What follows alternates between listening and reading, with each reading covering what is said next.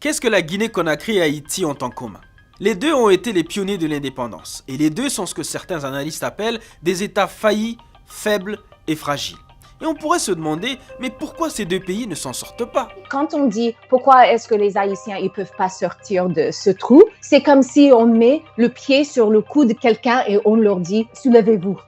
Soulevez-vous. Tout avait été fait pour sanctionner la Guinée, pour faire en sorte que ce pays ne serve pas d'exemple à d'autres pays. Voici comment des puissants pays, dont la France et les États-Unis, ont puni deux anciennes colonies pour avoir osé revendiquer et gagner leur liberté.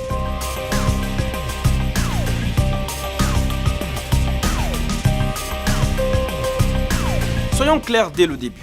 Il revient aux dirigeants haïtiens et guinéens de sortir leurs pays respectifs du gouffre actuel. Mais si on s'arrête là, ce serait faire une analyse beaucoup trop simpliste, selon l'historienne Marlène Do, qui fait cette remarque sur le cas haïtien et les immixtions répétées des puissances étrangères. Après qu'ils ont empêché Haïti de traiter avec eux, d'exporter, d'importer des choses avec eux, après, lorsqu'ils ont finalement reconnu l'indépendance, ils ont dit « Oh, mais qu'est-ce qui se passe ici dans ce pays ?» Comme s'ils n'avaient rien à faire avec ça. Même scénario avec la Guinée-Conakry de Sékou Touré.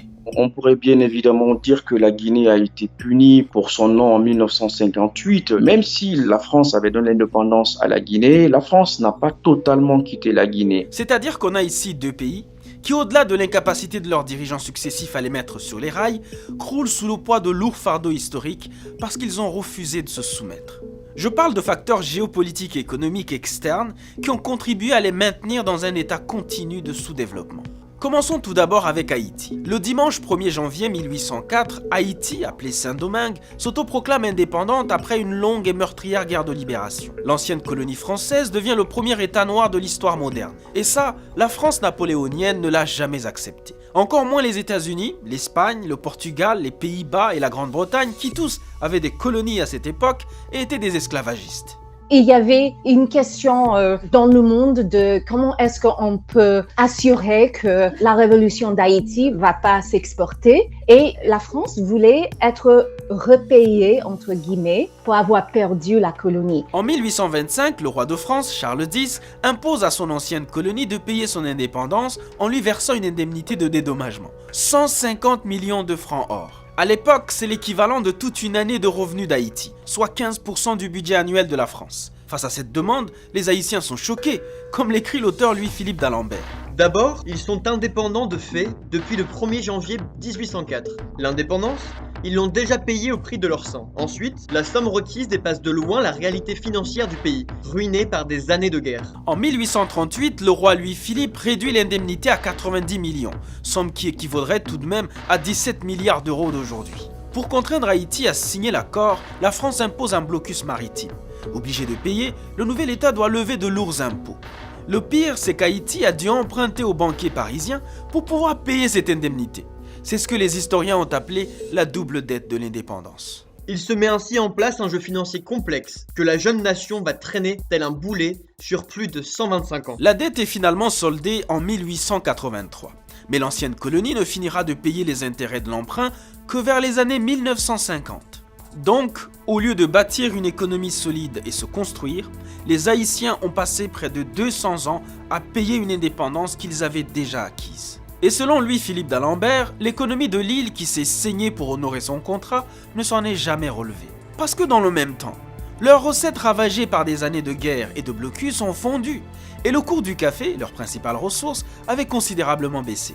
Lorsque je vais dans les archives françaises, c'est comme si je vais sur un, comment dit-on ça en français, un crime scene. Parce qu'ils ont documenté tout.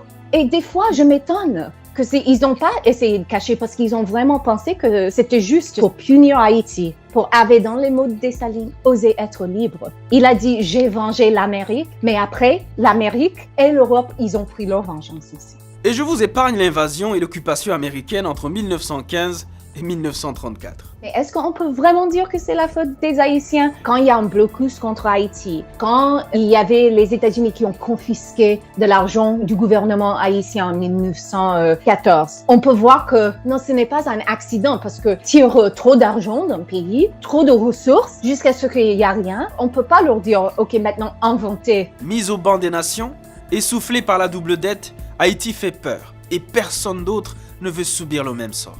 Par exemple, les départements entiers de la France aujourd'hui, Martinique, Guadeloupe, etc., ils peuvent dire, et cela arrive, oh, mais on ne veut pas être comme Haïti, c'est ça, les frais d'indépendance. Mais c'est pas vraiment juste parce que ils ont travaillé, les Français, les Américains, les Anglais, ils ont bien travaillé et fortement pour contribuer à cette situation. Et même dans l'histoire plus récente, il y a le Canada mêlé dans cette question. C'est le même mode opératoire qui a été utilisé par la France en Guinée.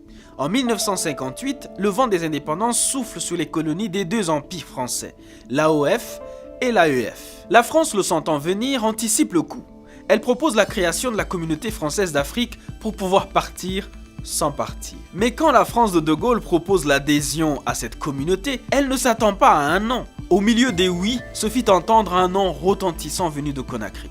Nous préférons la pauvreté dans la liberté à la richesse dans l'esclavage. D'une manière ou d'une autre, c'était une sorte de remise en question d'une suprématie française dans ces colonies africaines. Donc naturellement, ceci ne pouvait pas être d'un très bon œil vis-à-vis du métropole. Pour essuyer cet affront, la France décide de déstabiliser la Guinée. Car en disant non, Conakry refuse aussi la monnaie commune, le franc CFA, que la France veut pour sa fameuse communauté. Et ici aussi, il fallait empêcher la fièvre guinéenne de contaminer les autres colonies. Nous devions déstabiliser Sékou Touré, le rendre vulnérable, impopulaire et faciliter la prise du pouvoir par l'opposition. Nous avons armé et entraîné ces opposants guinéens pour qu'ils développent un climat d'insécurité en Guinée et si possible, qu'ils renversent Sékou Touré. Parmi ces actions de déstabilisation, il y a par exemple l'opération Persil, qui a consisté à introduire dans le pays une grande quantité de faux billets de banque guinéennes dans le but de plomber l'économie.